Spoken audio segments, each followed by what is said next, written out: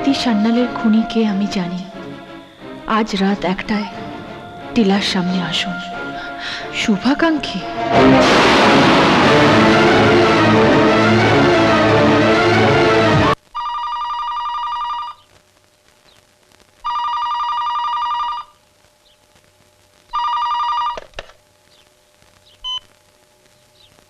Hello, আমি রোহিত সেন বলছি।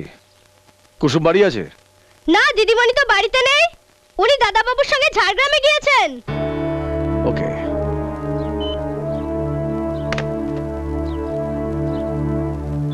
গতকাল রাতে জানলার কাজটা কি ভাঙলো বলো তো? আমি তো কিছুই বুঝতে পারছি না। আরে বাবা, ভয়ের কিচ্ছু নেই, কেউ হয়তো মজা করেছে। না, ঠিক ভয় নয়, কিন্তু কেউ শুধু শুধু ঢিল ছুড়বে কেন? দেখো কুসুম, তুমি শুধু শুধু চিন্তা করছো, ছাড়ো তো।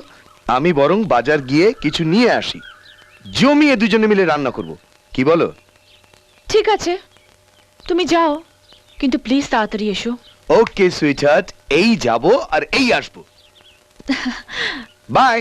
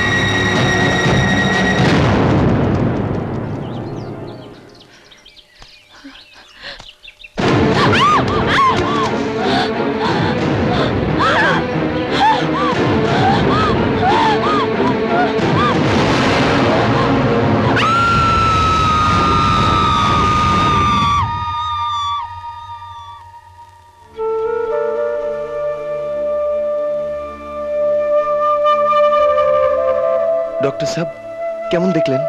চিন্তার কিছু নেই, হঠাৎ ভয় পেয়ে অজ্ঞান হয়ে গেছে। মনে হচ্ছে কিছুক্ষণের মধ্যে জ্ঞান ফিরে আসবে। তোর জন্যই তো সব হয়েছে। এ আমি কি করলাম? আরে আমি তো ম্যাম সাহেবকে পাহারা দিতে।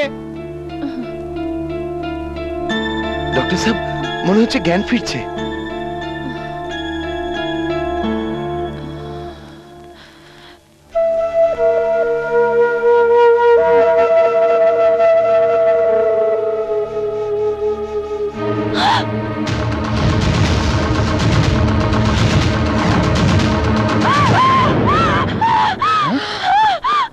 এই কুসুম, এই এত ভয় পাচ্ছ কেন?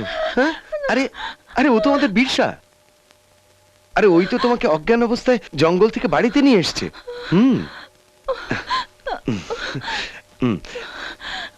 আচ্ছা, এবার আমায় বলো, তুমি জঙ্গলের মধ্যে কেন গিয়েছিলে? জানো, আমার মনে হচ্ছিল কেউ যেন আমাকে ডাকছে। শুধু তাই নয়, আমি যখন জঙ্গলের দিকে যাচ্ছিলাম, কেউ যেন আমার পেছন পেছন আসছিল। তারপর আমি জোরে ছুটতে শুরু করি। ছুটতে ছুটতে হঠাৎ আমি হোঁচট খেয়ে পড়ে যাই। সামনেই দেখি একটা বড় গর্ত, আর আর তার চারপাশে চাপ চাপ রক্ত লেগে আছে। ধ্যাৎ, তুমি হয়তো ভুল দেখেছো। ভুল নয় আকাশ, ভুল নয়। যদি তুমি চাও আমি আমি তোমাকে ওখানে দেখাতে নিয়ে যেতে পারি। মেম সাহেবের সঙ্গে কেউ মজা করেছিল। আরে গায়ে সবাই তো মেম সাহেবকে চেনে না। ও হ্যাঁ মেম সাহেব, কাল আমাদের বনভূমি উৎসব আছে। তুমি এসো মেম সাহেব, তোমার সঙ্গে সবার ভেট করিয়ে দেবো। তারপরে তোমার সঙ্গে মজা করার কেউ সাহস পাবে না। বিরসা ঠিকই বলেছে। কুসুম, হ্যাঁ, কলকাতা থেকে রঞ্জিতের ফোন এসেছিল, ভেরি আর্জেন্ট, আমাকে আজকেই কলকাতা যেতে হবে। কি এমন আর্জেন্ট যে ফোনে বলতে পারলো না? আহা, ডোন্ট ওরি, আমি তাড়াতাড়ি কাজ সেরে চলে আসবো। আর তাছাড়া তোমার কাছে তো বিরসা জিমলি আছে, ওরা তোমার দেখাশোনা করবে, ঠিক আছে? চলো। ফোন? আমি হঠাৎ আপনাকে কেন ফোন করতে যাব স্যার? স্ট্রেঞ্জ, গতকাল রাত্রে তুমি আমার সাথে অতক্ষণ কথা বললে, আর আমি? তুমি স্যার, ফোনটা কি আপনার মোবাইলে এসেছিল? হ্যাঁ, মোবাইলেই। এই এই তো অফিসের নাম্বারটি দেখাচ্ছে। তুমি যদি ফোনটা না করে থাকো তাহলে ফোনটা করলো কে?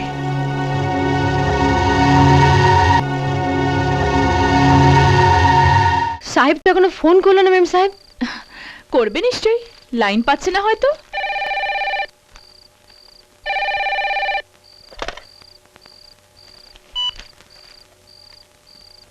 হ্যালো। মিসেস চ্যাটার্জি, হ্যাঁ, আমি আপনার শুভাকাঙ্ক্ষী বলছি। আমি যা বলছি মন দিয়ে শুনুন। প্রীতি সান্যালের হত্যাকারীকে আমি চিনি। কি বলতে চাইছেন কি আপনি?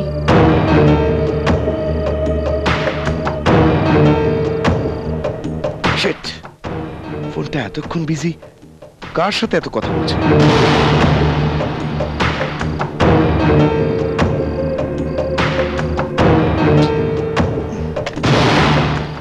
কোথায় আসতে হবে?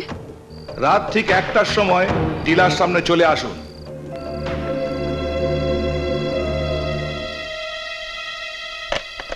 কার ফোন ছিল গো মেম সাহেব? দাদা বাবুর? না না, আমার একটা বন্ধুর।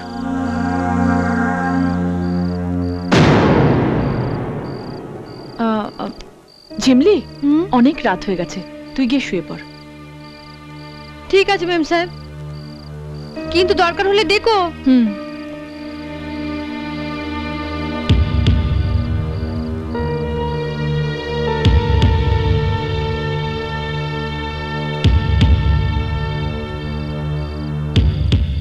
শর্মা, শর্মা।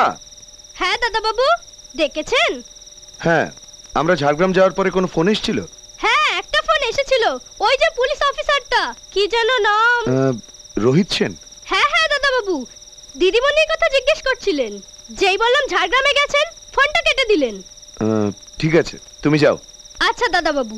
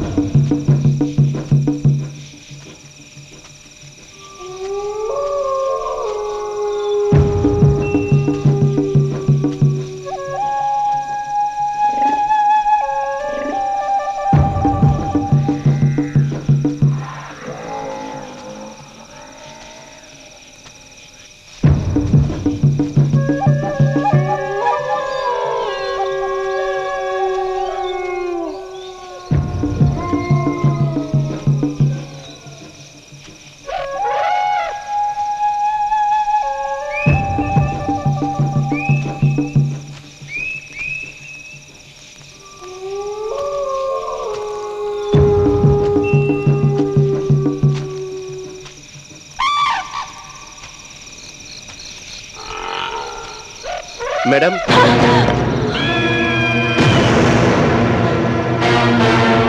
বদ্রীনাথ, তুমি আমায় ফোন করেছিলে? হ্যাঁ ম্যাডাম। আমাকে এখানে ডেকে আনলে কেন? বাড়িতে গিয়ে কথা বলতে পারতে।